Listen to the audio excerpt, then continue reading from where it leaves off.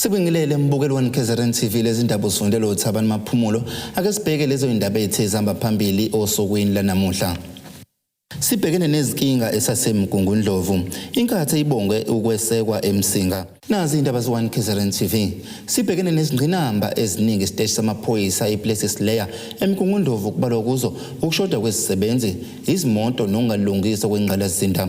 Lokhu kuzokala ngesikhathi ikomiti leParliament okuzwelonke iNational Council of Provinces iNCOP ihambele kulesi siteshi ukuyohlola indlela esisebenza ngayo kanye nesimo esikuso.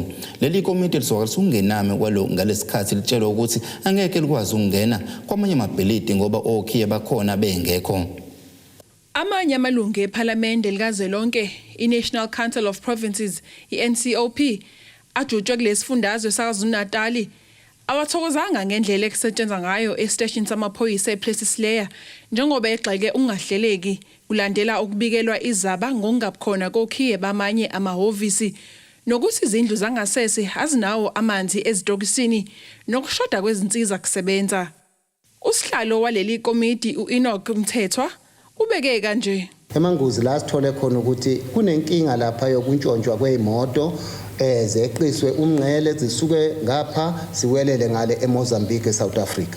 Lapho ke enye inkinga lesiyitholile istation ukuthi istation lesakhiwe eManguzi kwakumele ngabe siphele ngo2019 kodwa kuze kuyinamhlanje emaphoyisa asebenzela ngaphansi kwema structures langekho permanent.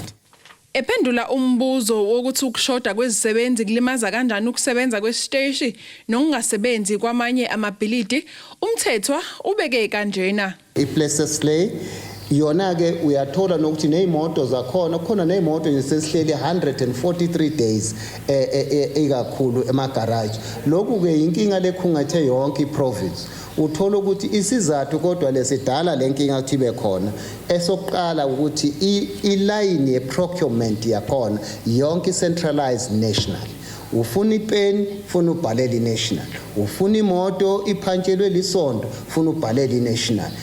Uthola ukuthi imoto imiswe iparts less than 5,000 rand. Umthethwa uthe baqale estation samaphoyisa eManguzi ngaphambi kokuza eMgungundlovu. Kuyakhombisa ukuthi planning ifanele iimprove endaweni enjalo ngoba makungavela icase lefana naleyo lefanele ngabe iya attendwa manje abangeke bakwazi ukudila nayo kule site sekuyofuna ukuthi baze bayimuvele kwamanye ama site. Kodwa ke endaweni lefana nale akufani naseyindaweni zasemakhaya ngoba la banama satellite station stations la more than 2. So ke kusho ukuthi bangakwazi ukumtransferela kwenye indawo. Kodwa iconcern yekomiti ukuthi njoba akhona lawo ma-office la bekumele siwathole avulekile. Leli thimba linxuse isiteshi ukuba sibambisane nezinhlaka zomphakathi kanye nomasipala. Ngu-Ayanda Dube. Ngibika ngiseMgungundlovu. Iphini lomholi weqembu lenkatha Freedom Party inkosi uMzamo Buthelezi uthi umphakathi waseMsinga kawulenzanga iphutha ngokweseka leli qembu okhethweni lohulumeni basekhaya ngonyaka odlule. Ushengu usho lokho emcimbini okubonga umphakathi obubanjwe lenkundleni ezemidlalo ofabeni eMsinga. Lena indawo yaseMsinga okuseyilokhu kwathi inhlo kukhona iqembu lenkatha inkululeko yesizwe. Usekela mengameli waleli qembu inkosi uMzamo Buthelezi uthi izakhamuzi zaseMsinga zenzanga iphutha ngokuphinda zibuyisele iqembu le-IFP emandleni. Lo mholi bekusho lokho emcimbini obohlelwe leli qembu okuzobonga umphakathi waseMsinga ngokweseka iqembu okhethweni lohulumeni basekhaya ngonyaka odlule. Ushenge ubese inxusa lomphakathi ukuthi uqhubeke nokweseka iqembu nangokhetho oluzolandela oluzoba ngo2024. IFP sizilapha eMsinga ke emva kokhetho umhlaka 1 ukuze sizobonga amalunga eqembu lenkatha, abasekeli beqembu lenkatha nomphakathi wonke waseMsinga ngomsebenzi omuhle abazenzela wona bona ngokuthi babuyisele iqembu lenkatha emandleni. Esikhola ukuthi ukwenze njalo babevikela bona njengezakhamuzi seMsinga futhi beqinisekisa ikusasa labo elihle nokuhlinzekwa ngeenkonzo ngoba uyazi ukuthi ukuthi makuzinketho onke amaqembu sihlasenyuka sicela abantu baphume bayozivotela kodwa inkatha kuyazi akupheleli lapho nasemva kokhetho kubalulekile ukuthi abantu bahloniphe ubuyele kubo ukuyobabonga noma kuthiwa bungazange wenze kahle kodwa ukuyobabonga labasuke bekwethembile ngoba thina njengeqembu lenkatha siyabahlonipha kakhulu abantu asibathathi njengemakethe yamavoti evakashula kuphela mhla kunokhetho maqedwe ukhohle ukuthi abantu bayaphila futhi baphila kanjani nokubonga ke ukuthi beneseke sele lokho nje lapha ke eMsinga uqinisekisa ukuthi lobuholi benkatha obukhona buzoqhubeka nomsebenzi obuvese vele inkatha iwenza ukutakula umsinga nokubasiza abantu ngendlela le abayifisela bona ngekusasa labo nengane zabo. Amalunga omphakathi abonge kakhulu leli qembu ngokuthi lingakhohlwa yiwo babese baveza izinto abangafisa zithuthukiswe nalapho kuvele udaba lwemigwaqo kanye namanzi. Like ama challenges esinawo umgwaqo wethu nama potholes kakhulu and then sinenkinga yamanzi imbindolo yonke asinawo amanzi.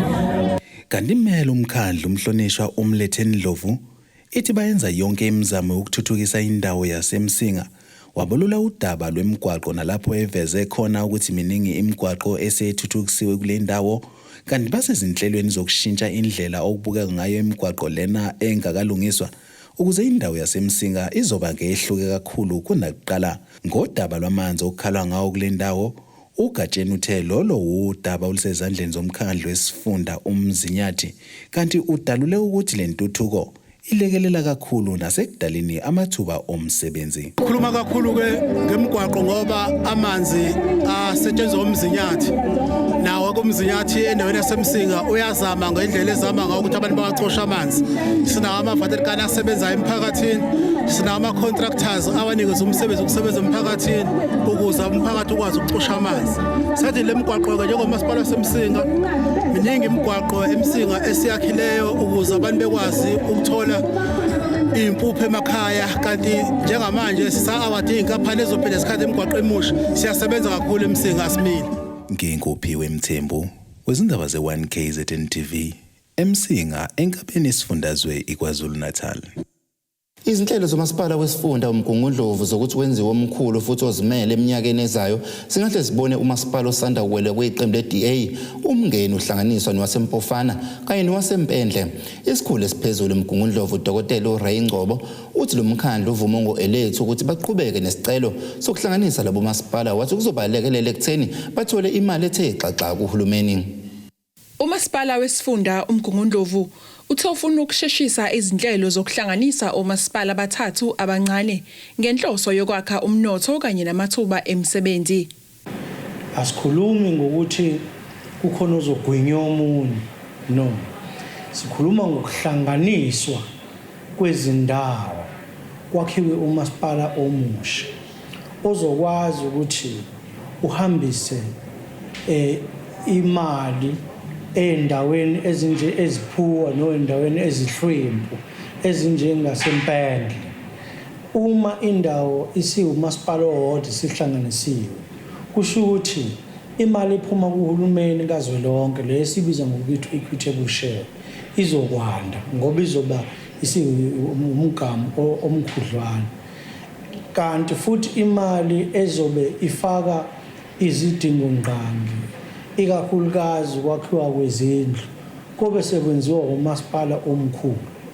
Vele indawo yaseMngeni nendawo yase eMooi River noma eMpofana isiqala ukuhlangana ngokuboka intuthuko eyenzakalayo endaweni Nottingham Road. uNgcobo uthe umsebenzi bawuqala ngonyaka ka2016 kanti ke abangeni kwinhlese yezepolitiki ekhona ngaphakathi komasipala. Sakhuluma nomasipala laba engikhuluma ngabo, sakhuluma nabo bonke omasipala abakhona kwisifunda sethu.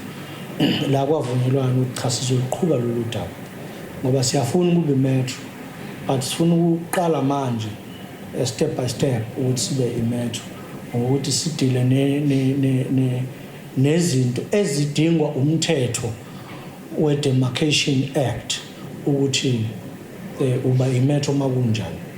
Sizoyifaka ke application njengoba i-council ivume ngo-elethu izolo and kusukela lapho sizongena uhlelo lwe-public consultation lizongenzeka ngo-April.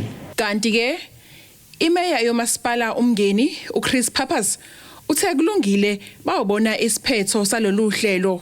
I-proposal nje le ephuma kuMgungundlovu akusiyona into esisaba kakhulu. Vele kune process ezolandela ephuma kwi-Municipal Demarcations Board. Amandla ukuhlanganisa imikhandlu ehlukene ayihleli ne-district. Isikhathi esiningi i-district bacabanga ukuthi bango big brother bahleli ngaphezulu kwethu kahle kahle ngomthetho abekho lapho sinama-spheres of government amathathu. U-national, province no local, u-district nje uhleli ngaphakathi nendawo nje bakhona nje. So asinankinga nokuvumela kwabo imbono yabo leyo mawubona izathu zabo it doesn't make sense kungathi akuhlangene kakhulu izathu lapho ithi impendle nempofana abanamali ukulethe indingo ebantwini thina ke njengomkhandlo futhi nathi hayi ukuthi siyahluleka kodwa kunzima ngoba siyazi ukuthi kuningi okudingakalayo and imali yethu ithize nje so kodwa thina sifani nabo simncane kakhulu imali yangena futhi imali ayilahleki imali sisebenzisa ngendlela kulezinye indawo uthola ukuthi the under administration kuningi inkinga zakhona so ukuthatha inkinga uhlanganisa awuzolungisa inkinga vele uhlanganisa inkinga zonke kuba into eyodwa ngu-Ayanda Dube ezindabeni ze-1KZNTV ngibika ngisemgungundlovu. Mbukile ake siye esitolo siyabuya nezindaba.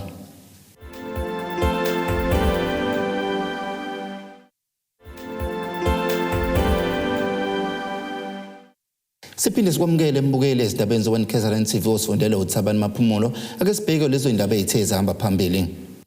Sibhekene nezinkinga Esase Mgungundlovu inkathe ibonge ukwesekwa eMsinga. Ngokucwaninga olusanda kwenziwa inhlangano yezempilo emhlabeni World Health Organization ihunga amafuphi eNingizimu Afrika ikeliswe namazwe anesibalo esiphezulu sabantu abahlaselwe ukhwantalala.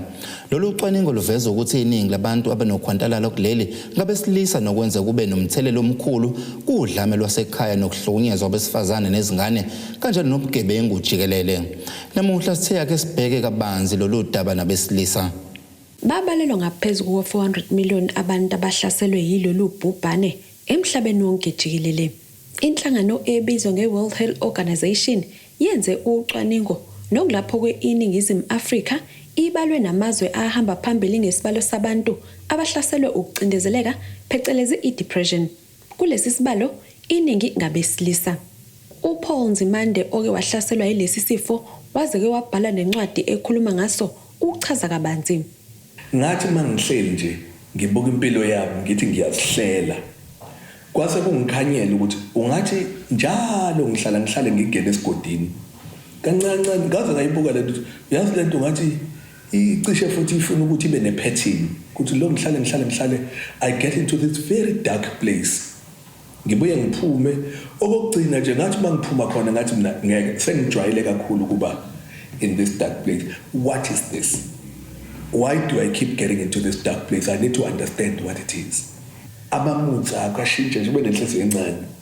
Ungasazi uyabona ucasuke kalula ube irritable nje ube njani. Kuphazamisa uma appetite.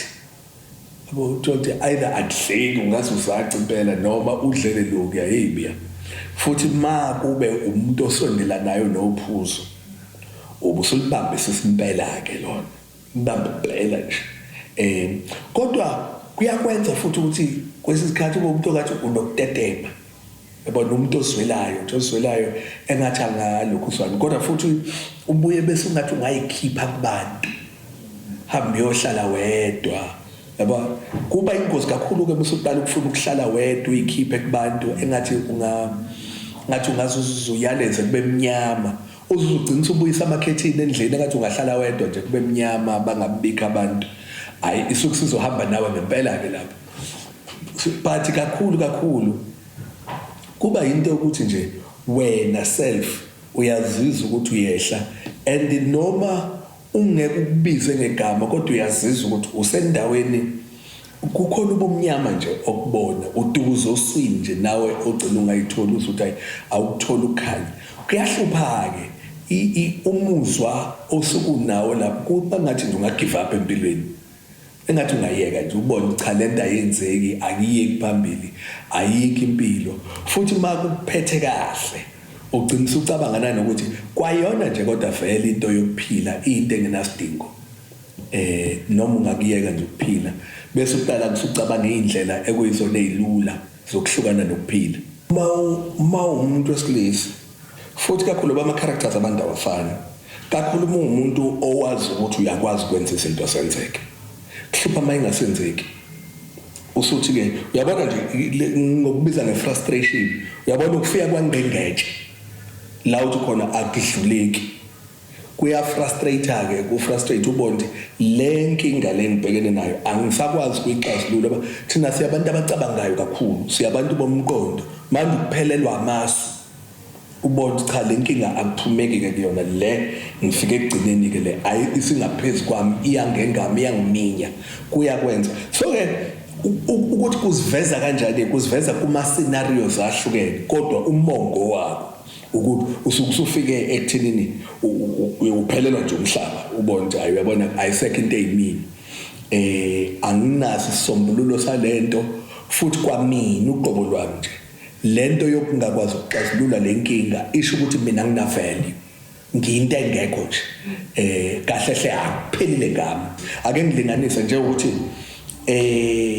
mangixoxe yami nje i-instance eyokuqala ngiqala ukuba ne-experience yayi depression kwakuyinto ama personal relationships kodwa ngangibona kahle ukuthi ngeke yabona nje basekuka nje kusho ukuthi ngempela ayisekho into engiyiphilelayo i-frustrating lento engiyibonayo into bese ngiyakhile ngayakha iminyaka ivele yabhidlika ngakabe ngisayibona enye indlela yaphambili ngezwe ukuthi cha kuphelile ke manje usise kangikade ngizwana naye wasuka kumina wakhombisa okukhulu ukuba happy engishiya mina ngineyinkinga nginamali ngingenani abonge izathu eziningi ehlukene wayengenza into wrong ngangifanele kodwa nje mina okungangiphathanga kahle kwangishaya kakhulu Le nhlangano iphinde yaveza ukuthi cishe bangu-700,000 abantu abadlule emhlabeni ngokuyibulala esigamekweni sakamuva nesethuseke elakuleli ngesokuyibulala komculi obeduma umhlaba wonke wakuleli uRicky Rick uNzimande uthi-ke izibalo zabantu abayibulalayo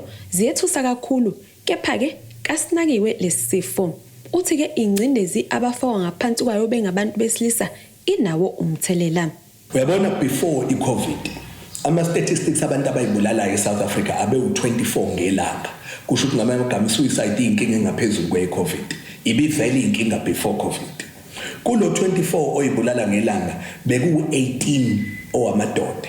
Now uma usho njalo ngikusize nje ukuthi ubone isibalo esikhulu kangakanani uma uthatha iMoses Mabhida uyifaka 18 wabantu ngelanga igcwala ngo10 years.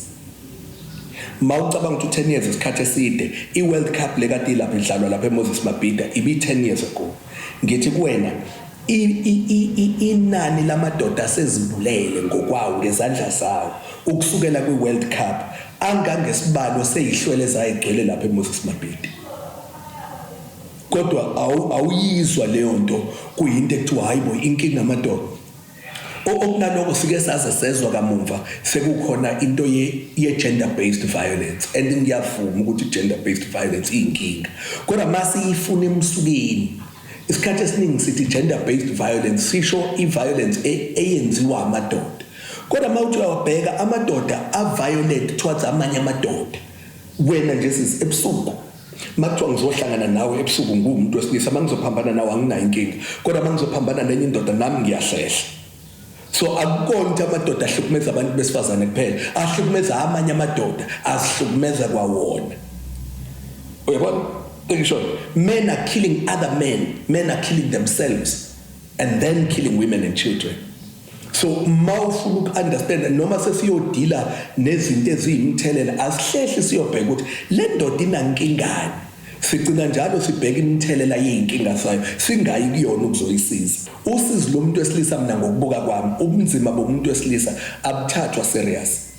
Angikwenzela isibonelo esilula kunehlaya elithi intshebe yakwamashu ukhala ngaphansi kwentshebe yakwamashu umuntu loyo umnumzana owangena ngaphansi kwesitimela wehlelwa ingozi ebuhlungu kabi ukube kwakumuntu wesifazane ngaba likho ihlaya elithi isicholo sakwamashu kodwa ngoba intshebe futhi mawukwana intshebe wanempandla nje ngisho uwa kuba uyawa impandla uyabona uyawa intshebe kuba ihlaya ikhona lento eyenza ukuthi ubunzima bomuntu wesilisa buyahlekeka abuthatheki njengento eserious. Okwesibili ikhona lento ethi umuntu wesilisa kulindeleke ukuthi akaqine. Manje akakwazi ukuqhamuka eseqinile ingekho into emqinisayo. Manje kuthiwa akaqine yena kodwa azikho izinsiza zokumqinisa. As if uzoqina automatically kanti muhlehla la kwakuvela khona isakhiwo sokuthi kuthiwa indoda ayiqini kwakuneyinhlaka ezaziyiqinisa indoda. So mabehlangana nayo sebethi ayiqina indoda bayazi ukuthi bathi akaqine ngobani. Namhlanje uyasukelwa nje uthi uqine uvela uqine emoyeni. So I don't think that there's adequate support for abantu besilisa. But in general, when it comes to issues of unemployment, amadoda amaningi uyabona ku social media kuthiwa indoda must. Kune pressure emangalisayo kumuntu wesilisa kodwa unemployment iphezulu. Amafema yadiliza abantu abaqashiwe kodwa mina kufuneka somehow ngibe nendlela yokubeka isinkwe etafuleni kodwa asise uyabona nje mangase mina nomuntu wami sikasebenzi sobabili yena ngabheka mina ukuthi kodwa kufanele kube khona indlela engenza ngayo mangingenzi ngayo kusho ukuthi angiyona indoda ngokwanele kodwa naye akawuthola umsebenzi sifesa sobabili. Uyabona ku social media i-social media into esiyasifakela pressure ngempela kulula ukuthukwa kwendoda. Uyabona makwabona ku social media indoda ishaya umuntu wesifazane kuba ihlaya ucirculate ukuthiwa kodwa umuntu wesifazane mayishawa wesilisa kuyabonakala ukuthi i-wrong lento. So i-wrong mayenzeka kwesifazane kodwa mayenza kwesilisa ihlaya kuthiwa anibhekeni. So I feel that society in general ayizweli indoda. Buya ke kuhulumeni wethu ngisho ngaye emaphoyiseni uthi uyobika ukuthi ushawa umuntu wesifazane ihlaya ungakazi ukubona amadoda asaba ukubika ukuthi ayahlwengulwa. Amadoda ayadlwengulwa in this day and age kodwa ayasaba ukusho ngoba kuzoba ihlazo. So my view is that i-society yethu ayikakwazi ukudila nomuntu wesilisa wamanje lo muntu wesilisa ongadlulanga mhlambe ezigabeni zokubuthwa waqoqwa wayokwenziwa ini wayiswe entabeni wenziwa ini zonke lezo izinto ezazenza ukukhulisa umuntu wesilisa. Thina mina nje ngikhulele lokushini Uzikhona Tembe ongudokotela olapha labo ke abahlaselwe yilesi sifo uthi ke okwenza kube nzima kakhulu indlela umphakathi ongakakwamkeli ngayo ukuba khona kwaso lesi sifo. Sometimes akakwazi reach out based first on their current circumstance and how society looks at depression weak. Especially with the black person sayibo umuntu omnyama yakho depressed wayini yayibona leyo society esiphila kuyona. So it's a matter of ukuthi labo bantu labo ngaleso sikhathi ngesinye isikhathi abazi nokuthi bazolithola kanjani usizo. And it's even worse ku-gender yabantu besilisa. Sikhula sazi ukuthi fanele uqine ube indoda. There sometimes it's an illness that goes unrecognized because people are depressed. They may be major depressed and minor, but all in all, it's an illness. It's a mental illness where people need to be taught how to, they need to reach out. Fanele kube nama centers la ukuthi umuntu akwazi ukuthi athole usizo because it's killing our people.